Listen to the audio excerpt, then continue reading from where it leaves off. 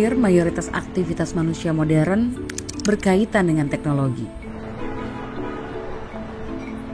Pasca pandemi melanda, hidup berdampingan dengan gawai seakan makin tak bisa terpisahkan.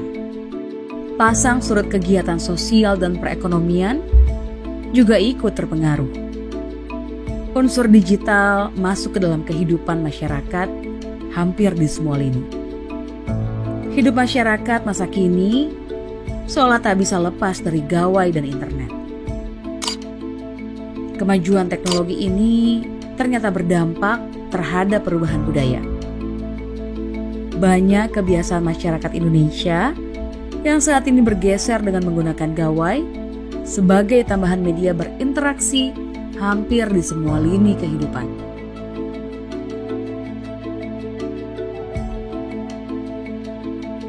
Dulu, pasar tradisional menjadi salah satu tempat transaksi langsung antara pedagang dan pembeli.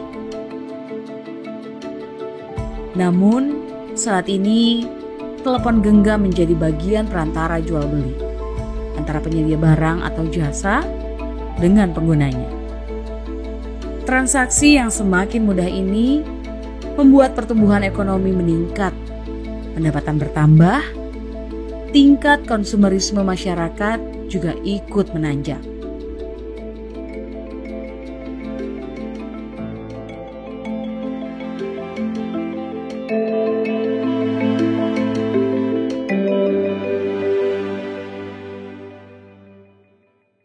Ya biasalah Mas, namanya ibu-ibu rempyong. Itu tergoda dengan diskon-diskon begitu. Scroll Facebook atau Twitter semuanya kan bebas ongkir gratis lah, begitulah. Jadi ya saya tergoda gitu. Sembunyi-sembunyi, pinter-pinter atur waktu aja. Tuani sih tahu, cuman ya dimarahin udah gitu. Yang pasti itu udah ada ratingnya. Sebagus apapun permainannya, dipastikan disetting untuk kemenangan bandar itu udah otomatis Pak. Lu pakai ini nih, lu bisa menang. Itu gak ada, gak mungkin bisa menang. Melunasi itu kita dipersulit, giliran tenggangnya sudah habis itu mereka meneror saya gitu loh. Nggak bisa gitu loh mau kemana-mana.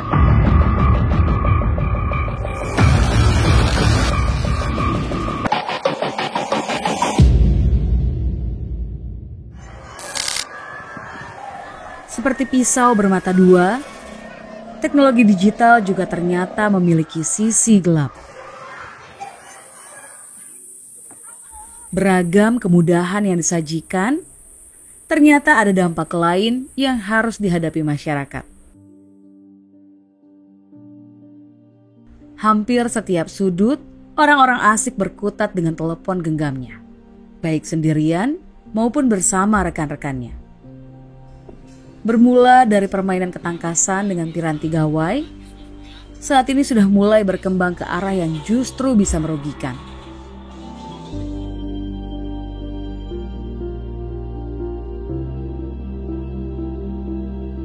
Karena awalnya kan nyoba-nyoba gabut terus asik ketagihan deh pakai top up begitu. Tak hanya sendiri, Sarah juga sering bermain dengan teman-temannya dengan dalih mengisi waktu luang. Wanita yang berstatus ibu rumah tangga ini rela merogoh kocek puluhan hingga ratusan ribu rupiah per hari demi mencoba peruntungan yang ditawarkan di dalam permainan digital. Tergantung kebutuhan, kadang aku 100, kadang aku 50, kadang 150. Tawaran kemenangan yang mampu melipat gandakan uang taruhan membuat Sarah seolah lupa diri karena candu permainan yang masuk kategori judi ini. Menang beberapa kali sih, ya menang. Pernah juga dapat 500.000, 400 pernah. Cuman ya banyak kalanya, hitung-hitung. Itu 500 itu sekali menang ya, aku pernah dapat juga yang 1,5 juta pernah. Cuman ya itu aku jadinya waktunya kesita habis buat main aja. Paling nanti kalau main nongkrong mabarnya sama teman-teman. Kecanduan judi online membuat Sarah harus menghindari keluarga saat melakukan permainan ini. Sarah memilih berada di luar rumah untuk bertaruh mengadu nasib di atas layar telepon genggam.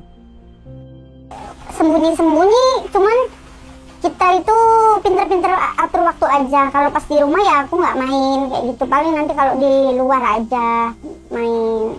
Suami sih ada tahu, cuman ya dimarahin dah gitu daripada buat main-main kayak gini. Faktor ekonomi menjadi salah satu indikator maraknya judi online di tengah masyarakat Indonesia, utamanya pasca pandemi COVID-19 melanda dunia. Menurut Badan Pusat Statistik, ada lebih dari 30 juta warga Indonesia menjadi miskin di tahun 2020.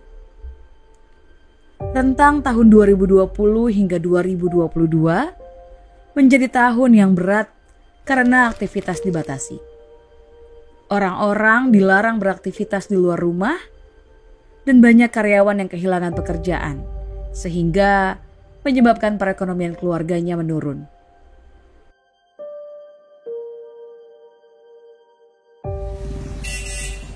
Sulitnya mencari kerja menyebabkan banyak orang bingung mencari cara agar bisa mendapatkan uang. Pada kisaran tahun yang sama, judi online muncul dan mengalami peningkatan penggunaan.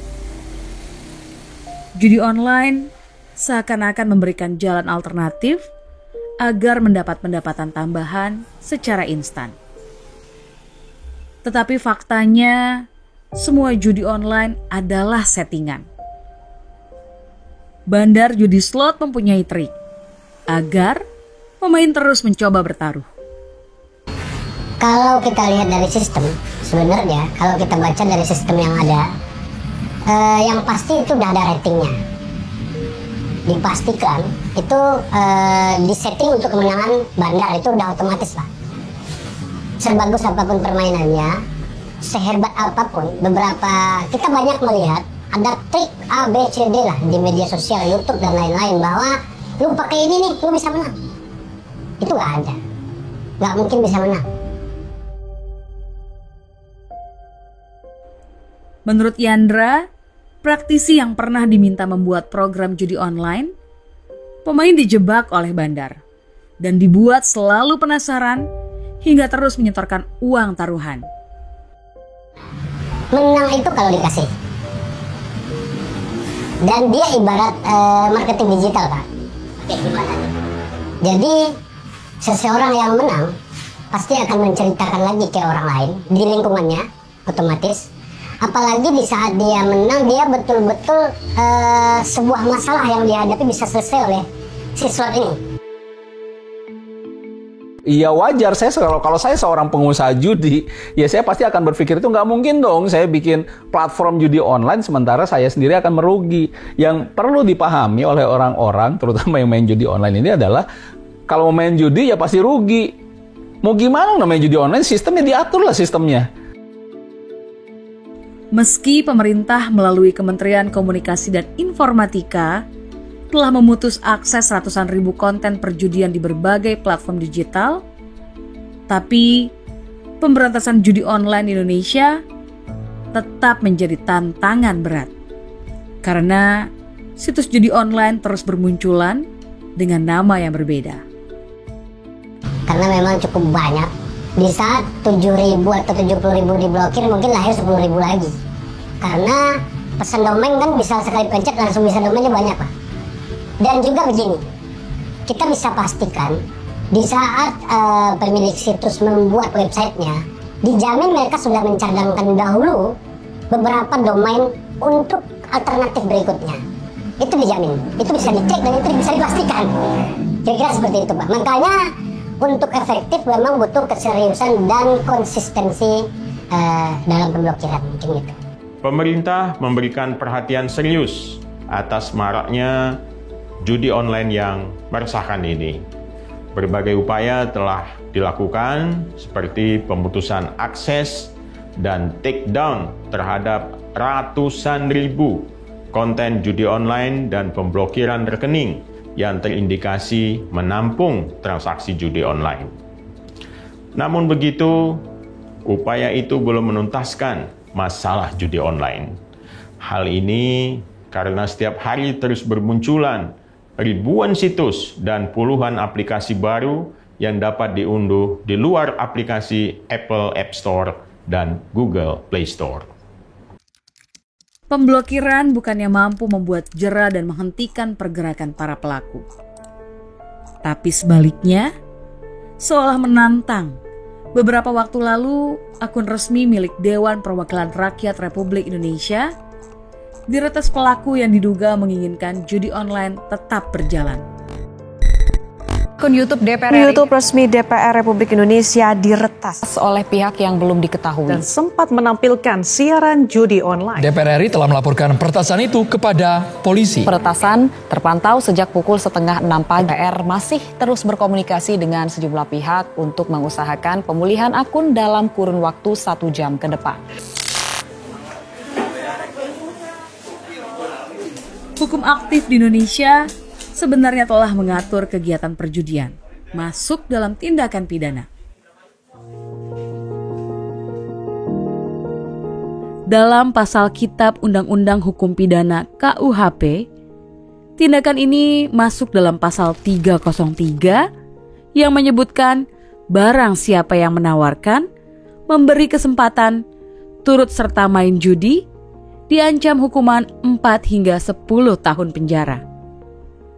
Tindak pidana perjudian juga tertera di dalam Undang-Undang Informasi dan Transaksi Elektronik Pasal 27 ayat 2 dan Pasal 45 ayat 2 dengan ancaman hukuman 10 tahun penjara serta denda sebesar 10 miliar rupiah.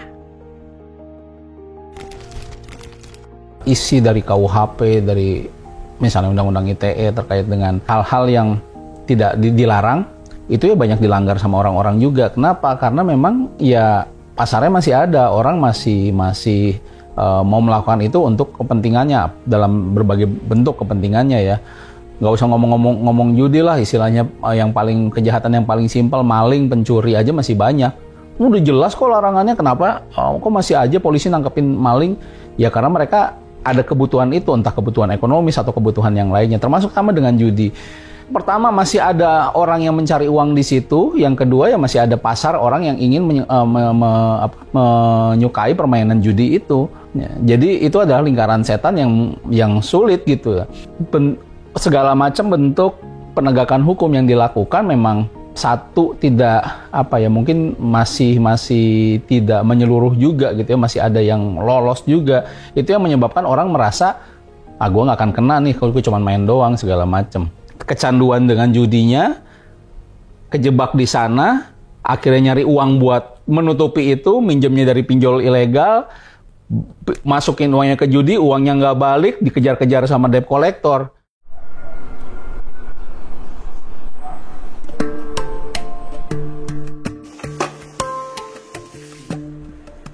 Kesulitan ekonomi menjadi salah satu faktor yang mengubah kebiasaan masyarakat Indonesia.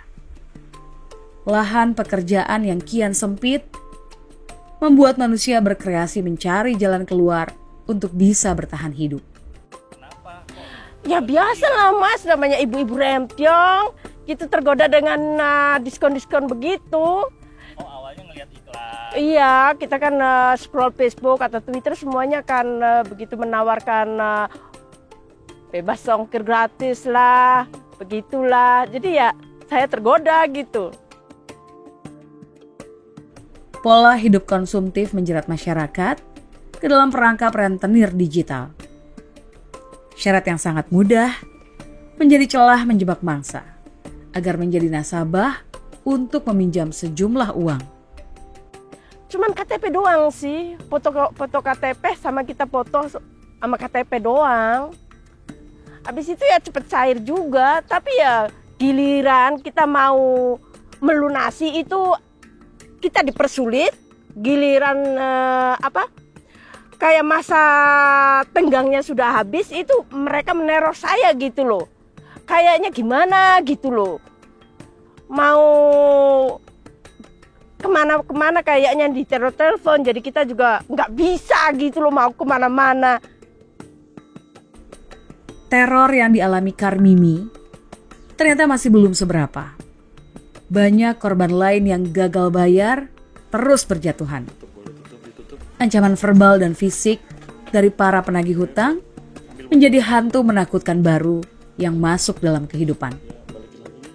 Sebenarnya saya tuh pengen cepet-cepet ngelunasin, cuman mereka itu kenapa gitu mempersulit, biar apa gitu, biar bertambah bunga gitu loh. Untuk memperoleh uang secara cepat, agar bisa menutupi hutang pinjaman online ilegal, kejahatan baru pun bermunculan. Sebenarnya nggak cuma pinjol ya, semua aplikasi ketika mereka meminta data pribadi kita harus tahu konsekuensinya. Tapi memang kritis sekali di urusan pinjol ini yang kita serahkan data pribadi kita adalah foto KTP-nya. Di mana foto KTP itu memuat semua data pribadi sensitif kita. Nomor induk keluarga, tempat tanggal lahir, nama lengkap, dan lain sebagainya. Ya.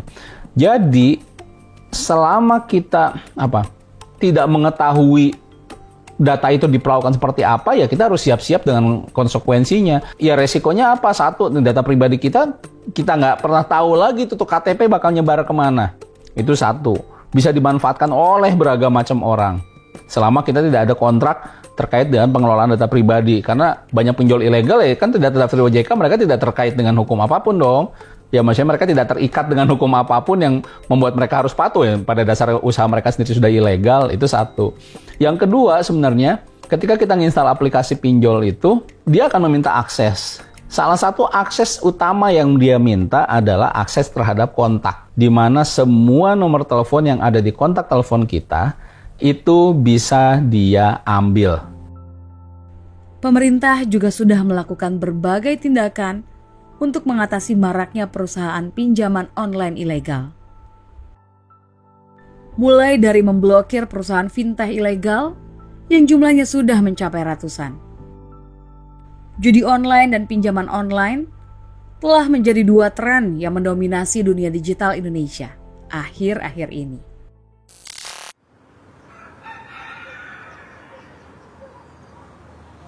Assalamualaikum. Sehat-sehat. Lagi ngapain ini? Alhamdulillah kebetulan ini Bimani yang nanya kan pelatihan kemarin. Halo Kang. Iya, siap-siap.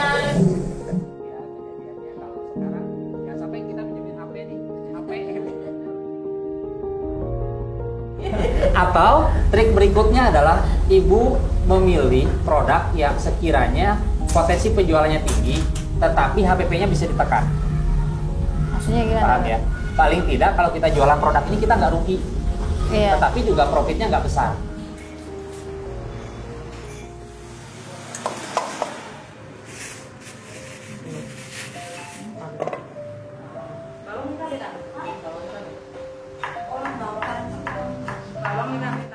Di balik kemudahan mendapatkan uang secara instan, keduanya membawa risiko besar, terutama terkait keamanan data dan finansial.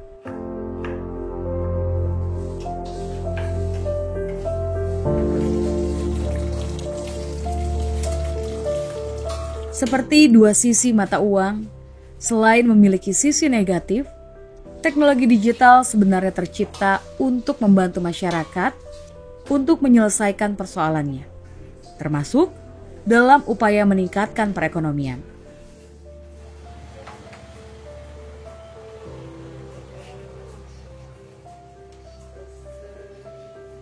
Contohnya, banyak pekerja migran Indonesia yang kembali ke tanah air membuka usaha skala kecil yang memanfaatkan teknologi digital. Iya Bu, ada Pak. Komoditi yang tadinya dijual secara konvensional perlahan beralih menjadi transaksi digital. Budaya berbelanja langsung juga ikut berubah menjadi kebiasaan bertransaksi tanpa tatap muka. Gerai produk yang semula membutuhkan ruang luas juga perlahan beralih menjadi etalase yang cukup terpampang di dalam gawai saja. Penjual menawarkan produknya, dengan memberikan keterangan di setiap barang yang ditawarkan. Pembeli yang berminat tinggal menghubungi penjual melalui kontak yang tertera di etalase pasar digital, melakukan pembayaran secara daring, dan menunggu barang dikirim ke rumah.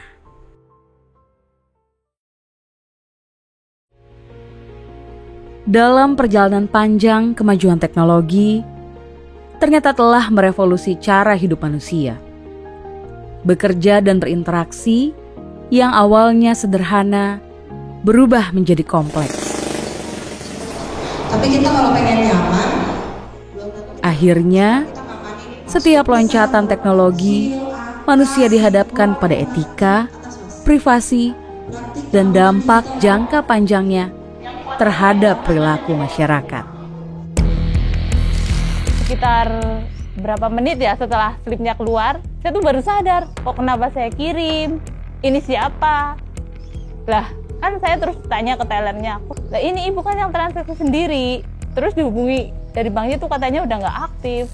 Scamming sama fraud itu masuknya lewat kanal messenger, menyamar sebagai pembeli, nantinya akan mengambil alih akun di loka pasarnya.